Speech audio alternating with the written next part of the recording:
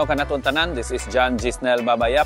Welcome to vlog 122. Di ata karon sa isla sa Pamilakan, tanan isla sa First District na bisita na gina nato para gusto nato makita kung unsay tinuod sitwasyon, mga priorities nila, ug mahinamamat ko nato ug maistorya ang atong mga katawhan. Di ata karon sa isla sa Pamilakan, kuyog ang agap na ay mga gipanghatag ug pasalamat nato sa mga taga dinhi sa permanenteng mainiton pag-abi-abi. Di ni permiro ikaduha, ikatulo, ikaupat nga higayon nga nakabisita ta dinhi nga isla, kundi sa makanunay naari kayo, and every time mo anhita dire, grabe gid ang inyong pag-welcome. Nindot kayo ang background, makita-kita ra ta, tanaw na to ang mga highlights.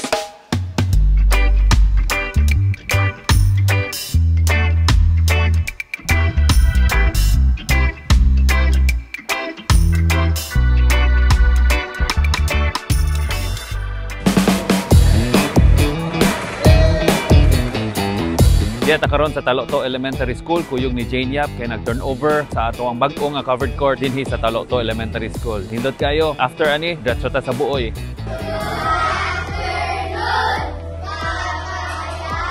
O karon diya na po ta sa Buoy Elementary School para mag-turnover sa ikaduha nga covered court karong adlaw. Kuyog gyapon ni Jane Yap, Adam Hala ug ang atong mga konsehales.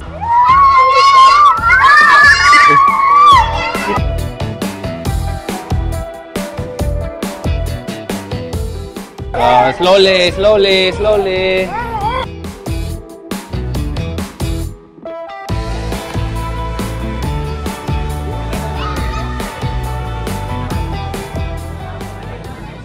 Congratulations sa Bohol Wisdom School FPGTA 2024-2026 officers led by Pres Twinkle Lim. Kay successful kayo ang first ever Bohol Wisdom School Chinese New Year Fun Run. Believe you ko kayo ninyo, kainyo yung i-promote ang fitness, camaraderie, and cultural appreciation sa ato mga estudyante, mga parents, and the entire BWS family. Again, congratulations, Bohol Wisdom School.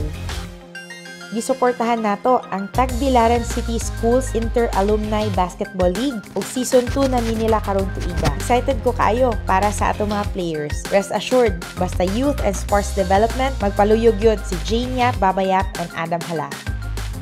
Nahimo po tang keynote speaker sa JCI Boholana Kisses 16th Induction and Turnover Ceremonies. Dako kayo na kong pasalamat sa lig-on na partnership sa JCI Boholana Kisses and Tagbilaran City. Congratulations sa atong outgoing officers led by Pres Doyla Sinabre, and kudos to our new Pres Vic Renegado. Makalaom ka sa support ni Jane Yap, Babayap, and Adam Hala. Asenso pa more, JCI Boholana Kisses. Pahabol sa Sinulog Celebration, salamat kayo sa atong Integrated Bus Terminal sa pag-celebrate sa Sinulog 2025.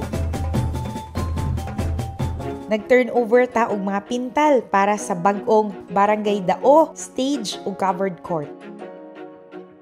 Congratulations sa unveiling sa bagong logo sa Bohol Light. The Bohol Light Initiative with its theme Panuga para sa Tanan, Kalipay sa Tanan is a testament to our collective vision of inclusivity, sustainability, and innovation. I extend my deepest congratulations to the organizers and stakeholders of Bohol Light who have made this groundbreaking initiative a reality. Through this effort, we are not just lighting up homes and streets. We are igniting hope, powering dreams, and paving the way for a more vibrant and prosperous Tagbilaran City. Excited po kayo kay makikipартner ta sa Bohol Light sa ato mga street lights sa Tagbilaran City. Dako gyud kayo ning tabang kay para dugang monitor ug dugang pong paswas nga aksyon sa ato mga street lights sa Tagbilaran. Salamat kayo, Bohol Light.